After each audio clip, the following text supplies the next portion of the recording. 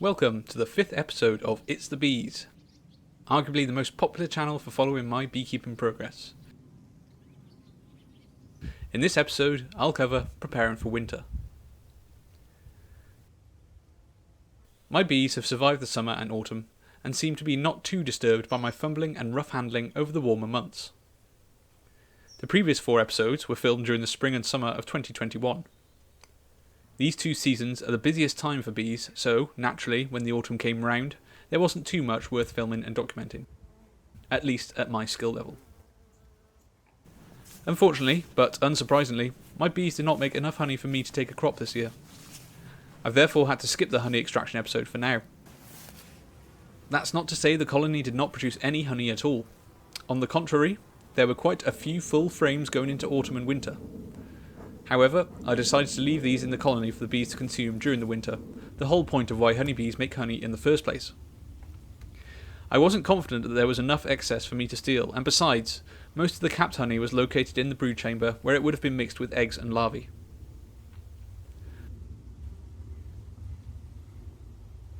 The super had uncapped honey by the end of summer, but this may have had too high a water content.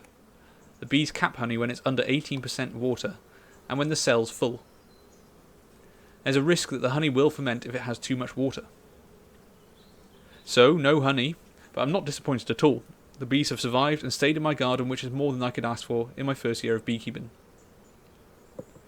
Towards the end of summer, there is a risk that the bees' honey can be robbed. The most common robbers are wasps, who start to become a general alfresco nuisance at this time of year, and bees from other colonies.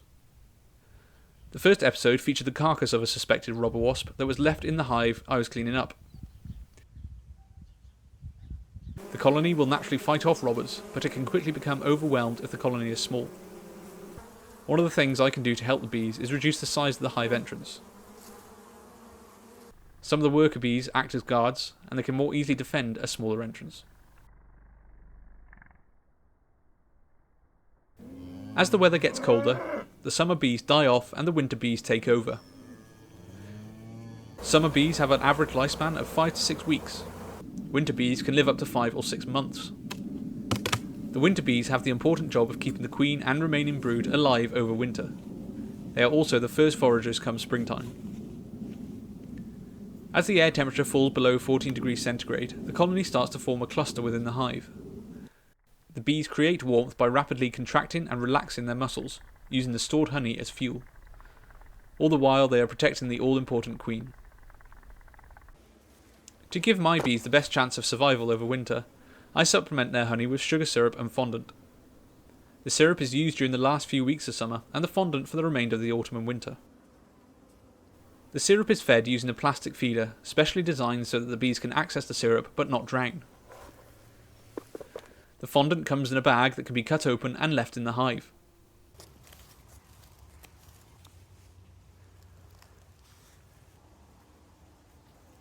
This is the work of the colony over a couple of months. I predict I'll need 2 bags of fondant to cover the winter months. With careful monitoring and appropriate feeding, there should be no reason why the bees starve over winter. In the wild, they survived millions of years without any supplementary feeding at all. The bees will stay in the winter cluster until the weather warms up in the spring. Beekeeping, therefore, is very much a seasonal hobby. Beekeepers should not waste winter, however. This quiet time can be used to make new hive components and clean the old ones. Here I'm attaching new sheets of foundation to frames, ready to be put into new boxes come spring.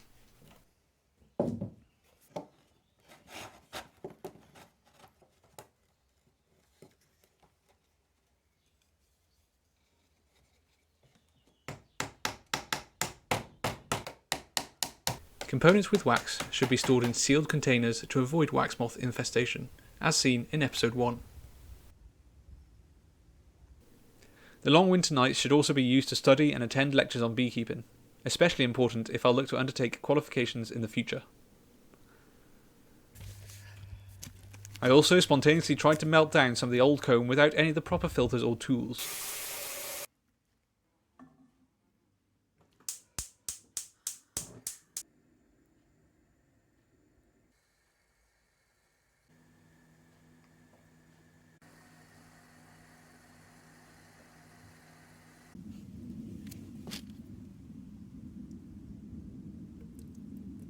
3 or 4 frames of wax and 1 ruined sieve later, I generated enough beeswax to create a small discoloured candle. And that's about it for winter beekeeping. Thank you for watching. I'll return again in the spring for my second year of beekeeping. Stay tuned.